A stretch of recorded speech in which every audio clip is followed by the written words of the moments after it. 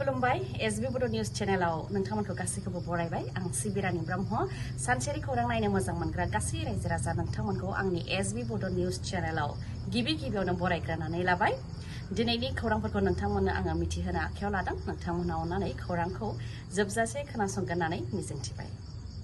भारतनि मुंदांखा हिन्दी मेथाइ खनगिरि अलका याग्निक बिथांनो पद्मश्री बान्था गथायदों। भारतनि हादरगिरिया मैयानि सानाव बिथांनो पद्मश्री बान्थाखौ गथायदों।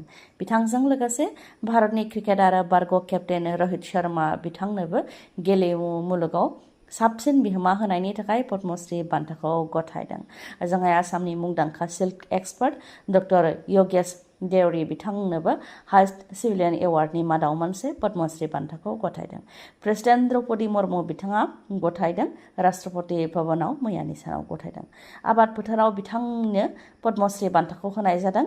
बिथाङा सेरिकालचारनि एक्सपार्ट। बिथाङा आसामाव सिल्क इन्डास्ट्रि गुबैयै एरि सिल्क दिहुननायाव बिथांनि गोबां बिहोमा दं। एरि सिल्कखौ जौगाहोनाय, रिसार्च खालामनाय, एरि सिल्कखौ रैखाथि खालामनानै लाखिबोनायाव बिथांनि गोबां बिहोमा दं, जायनि थाखाय बिथांखौ मान बावनो पद्मश्री बान्थाखौ होनाय जादों। लामानि दंफां गोरान दालायानो बिफा आरो फिसाज्लानि थैनायनि जाहोन जानानै फैबाय। स्कुटिजों बिफा आरो फिसाज्लाया न'खरनि जानाय सुबुंनाव थांबाय थानाय समावनो लामायाव थानाय दंफां गोराननि दालाया बिफा आरो फिसाज्लानि सायाव गोग्लैसिनदों, जायजों बिफा आरो फिसाज्लाया थैनो गोनां जादों। खोला कामरुपनि चान्दुबीनि राजापारायाव बे जाथाया जानो मोन्दों। जिउ खोमानांनाय बिफानि मुङा कार्तिक राभामोन, 40 बोसोर बैसोनि, आरो फिसाज्लानि मुङा भृगुमणि राभा, 8 बोसोर बैसोनि। राजापारायाव थानाय आलासिनि न'आव स्कुटिजों थांबाय थादोंमोन बिफा आरो फिसाज्लाया। बेयावनो लामायाव थानाय गोरान दंफां दालाया बिफा आरो फिसाज्लानि खर'आव गोग्लैसिनदों, जायजों थैनो गोनां जादों। जाथाय जानायनि उनाव माखासे सुबुंफ्रा नुसननानै रैखा खालामनो फैदोंमोन, नाथाय बिथांमोनखौ रैखा खालामनो हायासै। चान्दुबीयाव थांनाय लामायाव लामानि फारनैबोथिंबो गोबां दंफां लाइफांफोर दङ आरो बेयाव दावबायारिफोरबो फैयो। बेनिखायनो दावबायारिफोरनि खर'आवबो माब्लाबाफोर जाहाथे दंफां दालाया गोग्लैसिना, बेनि थाखाय दंफां दालाइ गोरानफोरखौ दाननो थाखाय हाग्रा बिफाननिखौ गोबां खेब खावलायबोबाय होननानै फोरमायथियो ओनसोलनिफ्रा। नाथाय गोबां खेब खावलायनायनि उनावबो हाग्रा बिफाननिफ्राय जेबो खेर खेरायाखैमोन होननानै फोरमायथियो। गमामायैनो दंफां दालाइ गोराना बिफा आरो फिसाज्लानि सायाव गोग्लैदों, जायजों जिउ खोमानो गोनां जाबाय होननानै फोरमायथियो। जिउ खोमानांनाय बिफानि मुङा कार्तिक राभा, 40 बोसोर बैसोनि, आरो बिथांनिनो फिसाज्ला भृगुमणि राभा, 8 बोसोर बैसोनि। बिथांमोनहा जिउ खोमानो गोनां जाबाय। दालांनि सायाव जोनोम सान फालिनायनि दायाव सा 14आ एरेस्ट खालामजाबाय। मोनायाव दालांनि सायाव लामाखौ ब्लक खालामनानै एबा बन्द खालामनानै जोनोम सानखौ फालिदोंमोन। फालांगिरि गौतम बरुवा आरो बिथांनि बिसि काराबि बरुवा लोगोसे गासै सा 14खौ बे दायाव भरलुमुख पुलिसा एरेस्ट खालामबाय। मख'नो गोनांदि फालांगिरि गौतम बरुवाया गावनि बिसि कार्बि बरुवानि 42थि जोनोम सानखौ गुवाहाटियाव थानाय कुमार भास्कर वर्मा ब्रिजनि गेजेरावनो मोनानि समाव फालिदोंमोन। हरनि 12:10 समाव जोनोम सानखौ फालिदोंमोन।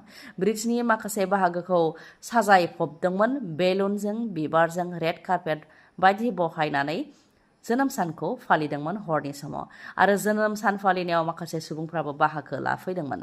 दालां सायाव जोनोम सान फालिनायनि बे भिडिअ'आ समाज बिजोङाव गोसारनायनि उनावनो पुलिसा बेनि सायाव नायबिजिरनानै दा बे जोनोम सान फालिनायाव बाहागो लानाय गासै सा 14खौ एरेस्ट खालामबाय, लोगोसे बिसोरनि बेसेन गोसानि गारिफोरखौबो जब्द खालामबाय। लामायाव बार्थडे सेलेब्रेसन खालामनानै लामा ब्लक खालामनायनि दायाव लोगोसे लामाजों दावबायग्रा सुबुंफोरनि रैखाथिखौ नेवसिनायनि थाखाय गासै सा 14खौ एरेस्ट खालामबाय। रायजोआव फारसेथिं जापानिज एनकेफेलाइटिस थाम्फैनि बेरामा बांदों, बेराफारसेथिं अमानि बेराम स्वाइन फ्लुआबो बांदों। जापानिज एनकेफेलाइटिसजों दासान्दि रायजोआव सा 600नि बांसिना भुगिनो गोनां जादों, जायनि मादाव माखासेया थैनो गोनांबो जाबाय। रङियायावबो सासे आइजोआ थैनो गोनां जादों। थाम्फैनि बेरामजों भुगिनांनायनि जाहोनाव रङियानि सासे आइजोआ GMCHआव थैनो गोनां जादों। अखा हाबाय थानायनि थाखाय दै नालाफोरा दैजों आबुं जानायाव थाम्फैया जोनोम जानाया बांदों, नाथाय सावस्रि बिफाननिफ्राय जेरैबायदि रैखाथि होनांगौमोन, बारहा लानांगौमोन, बेबायदि लायाखै, जायनि थाखाय थाम्फैनि बेराम जापानिज एनकेफेलाइटिसआ बांदों होननानै अजदखौ होयो सुबुंफोरा। ओजोंहाय स्वाइन फ्लु जानायाबो बांदों। नगावनि पुरानि गुडाउनाव दिपामुनि पाठक मुंनि सासे आइजोनाव स्वाइन फ्लुखौ मोननाय जादों। मिथिहोनाय बायदिब्ला आइजोआ जेराव थायोमोन बेनि खाथि खाला जेरावबो गोबां अमानि फार्म दंमोन, बेनिखायनो आइजोनि देहायाव स्वाइन फ्लुखौ मोननाय जादों होननानै फोरमायथिदों। बेनिखायनो सुबुंफोरा जाहाथे अमानि बेराम स्वाइन फ्लुनिफ्राय सांग्रां जानानै थायो, बेनि थाखायबो खावलायदों।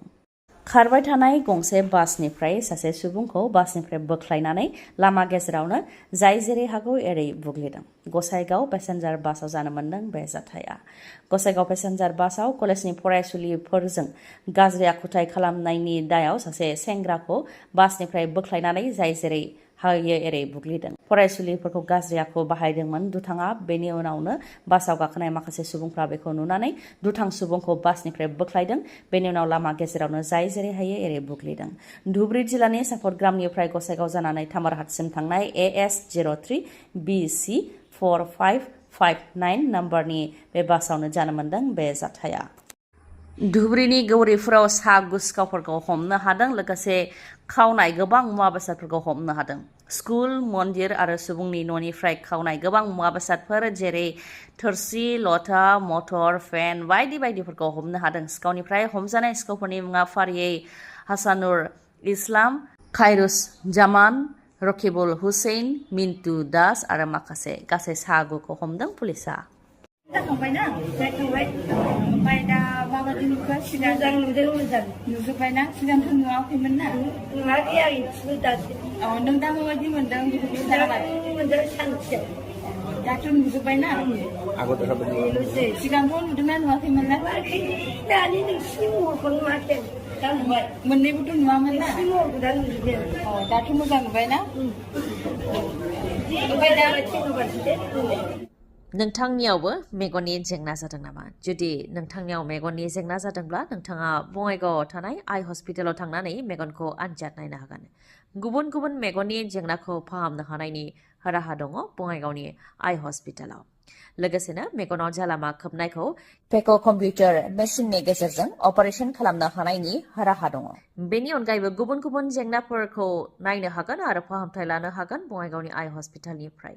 बे हस्पिटालाव नोंथांमोनहा गुबुन गुबुन डक्टरफोरखौ मोननो हागोन, जेरै डक्टर आशराफुल आलम, डक्टर मेघाली शर्मा आरो डक्टर रुमि दास। बिथांमोनजों नोंथांमोनहा लोगो हमनानै गाव गावनि मेगननि जेंनाखौ फोरमायथिनो हागोन आरो आनजाद नायनो हागोन। थावनिया जाहैबाय लवार आसाम हस्पिटालनि उल्था दिगाव आरो बास स्टेन्डनि साखाथियाव। फोनांजाबनो थाखाय 6900949900 बे जानबुं नाम्बारावबो नोंथांमोनहा सुलाद लाहरनो हागोन। खौरांखौ जोबजासे नायनायनि थाखाय आंनि गोसो गोरबोनिफ्राय रोजा रोजा खुलुमनायखौ जासिहरनाय थाबाय। गाबोननि समाव आरोबाव जों बेबायदिनो गोदान खौरांजों लोगोसे लोगो मोनफिनगोनखौ मिजिंथिबाय। गोजोन्थों।